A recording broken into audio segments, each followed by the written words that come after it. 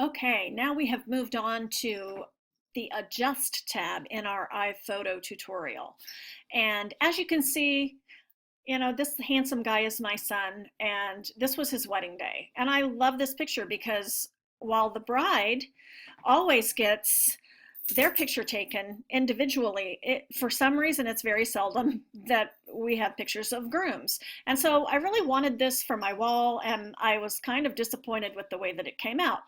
So I uploaded it to iPhoto, and then I checked out the exposure, the contrast, and the saturation, and that explained a lot to me. Okay, so I started playing with the exposure. Obviously it's too dark, so it needed to be lightened up.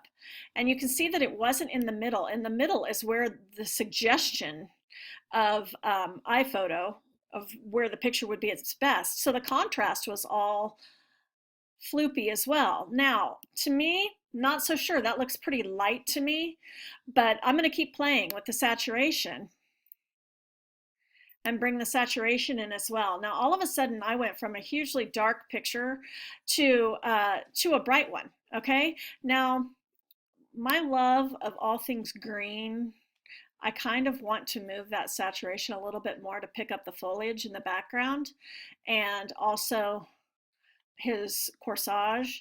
And I might pick up the contrast just a little bit, and you can see as I move that just a tad how it really makes that picture sharp.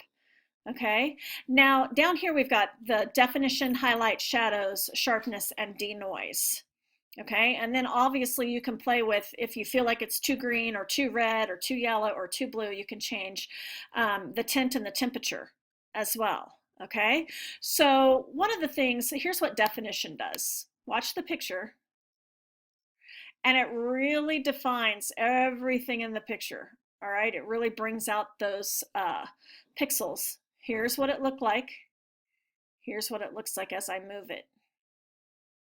Okay, and I kind of like a little more definition added. Now highlights.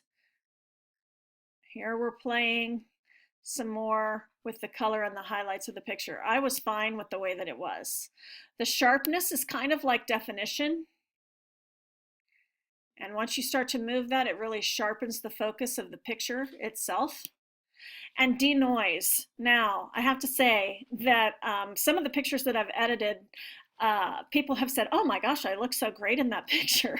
And that's because if it's your face and it's a close-up, and this is a little bit harder because Connor is in a not in the frame with his face really close up. When you denoise, you take away all of the you kind of blur it, if you will, and take away all of the imperfections, and it's kind of like frosting a cake, and uh, covering the top just ever so briefly with your knife so that it's smooth and as silk. And that's what this looks like. Okay, so this is denoised to the hilt, 100%. Now look down here at the grass, and I'm gonna change that back to 0. Watch the grass change. See, down here it's pretty sharp and you can see individual things, but as you denoise, again, it just sort of smooths out that picture, and it's very nice. Okay, especially again for faces when you're close up. Now you don't want to make it look like they had a facelift because that's ridiculous, but moving these and playing with them to get them where you like them. Okay, have some confidence in yourself. You know what you like. It doesn't matter what anybody else says. It's for you. It's for your project, your wall, your house. So choose the kind of picture that you like. Okay, and then last but not least, we have the temperature. And as you can see, I can move those. Here's where they were. Now you know, again, with the green, just a little bit more. I don't want him to look ill. Let's counteract that with just a little bit of blue. There we go. Okay. And so again, when you're finished, you can save it, or I want you to take a look at this picture.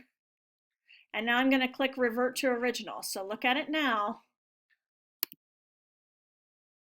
and that wasn't even, I must have saved it at some point because it was so much darker than that. Okay, so um, that is how you use the adjust tab, and that is basically it to editing your pictures in iPhoto. I hope this has helped.